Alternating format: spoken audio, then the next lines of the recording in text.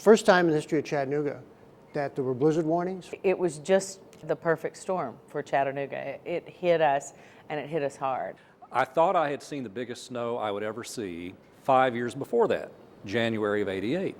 We are going to get dumped on around here. But he said, we're going to get 20 inches of snow on Saturday. And again, you know, it's Tuesday, it's sunny, it's 75. I looked at him and said, you're not going to say that out loud, are you? Because people will think you're crazy. We knew Paul was very serious about it, and yet he was talking about something that we had never seen probably in our lifetime. The '93 storm, I remember feeling a lot of pressure because I hadn't been here that long. And I was going to say something that had never been said in Chattanooga television history. And he says, no, I mean, if all this holds true, we'll get 20 inches of snow on Saturday. And 5 days later, boom, there it was.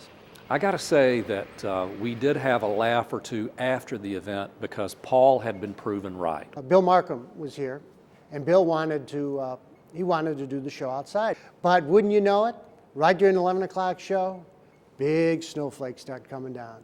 They're landing on the shoulders of the anchors. Even on a fence, the snow was stacked up as far as it could go, and then of course it had fallen over because it was 20 plus inches of snow in the backyard. 6 o'clock in the morning or so, we're crossing the El Jadi Bridge. We were in our news director's four-wheel drive, and there was nobody on the road.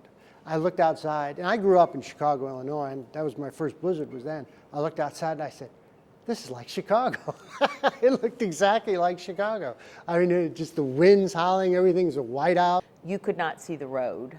You couldn't see anything that resembled a road, no stripes, nothing. I came trudging up the hill on the side of the station. The blizzard was still blowing at us, and it was pretty fierce. It was 12 hours into the storm, and it was still roaring like that. What none of us expected was it would be a total whiteout, which I'd always heard of but had never seen. David was in the studio taking phone calls, helping people get medicine, getting help in different ways. We just opened up the lifelines to help people. A registered nurse has a full bottle of insulin. If someone will come and get it in the four-wheel vehicle. And we were doing what you would consider now talk radio on TV. There was no Facebook, there was no email, and so we provided that lifeline for people, and it was just one call after another from people saying, you know, we need a generator, you know, my mom's on a breathing machine of some sort, we need a trip to the pharmacy, we need a trip to the doctor, my wife's about to have a baby. I mean, you know, any and every kind of medical emergency was out there.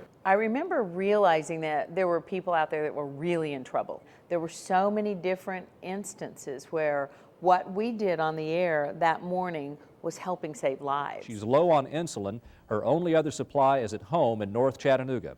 Now, if there's anyone who can help her. We were able to link together some people that day and that week who were without power, without transportation for sometimes days at a time. And that gave us a good feeling about being able to provide a service that nobody else could do. I think the images are what plays back in my mind. The image of the interstate there at the Ridge Cut, and it just being nothing but snow, covered in snow. Trucks stopped in their tracks, and all the vehicles that were there just parked because they couldn't go any farther. I think of all the tree cutters and the power line workers and the emergency workers who had no choice but to go to work. And they call that the storm of the century. That was the ultimate storm, as far as snowstorms go, that I think we'll probably ever see, hopefully. I don't want to go through another one like that. While it was going on, we sat there and said, this is a once in a lifetime.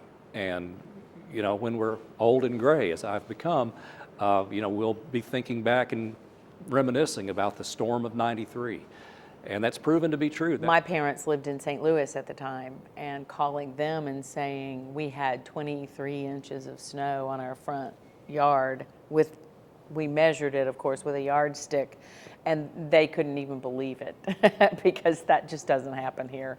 And of course, it hasn't happened since then. That's something that we'll be talking about for the rest of our lives. But it could happen. It's not impossible. Mother Nature can do some very strange things, as we saw on April 27th a couple of years ago.